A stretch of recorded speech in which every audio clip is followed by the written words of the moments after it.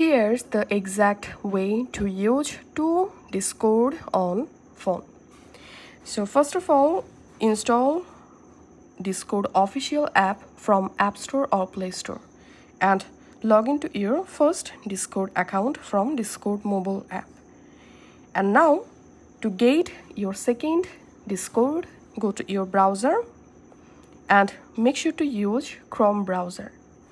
And here in the search box, type here Discord login, and then you have to open this first link.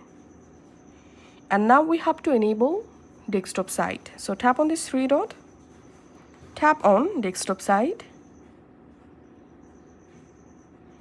and now here tap on open Discord in your browser, and then you will directly jump into Discord login page. Here go ahead and add your Discord login credentials and log into your account. Once you're successfully logged in, now tap on this three dot and disable desktop site, and here we can see my Discord account is successfully logged in my browser. Now it's time to install our second WhatsApp. So tap on this three dot again, and now this time tap on add to home screen, tap on add, and your second Discord app will be added in your home screen just like so.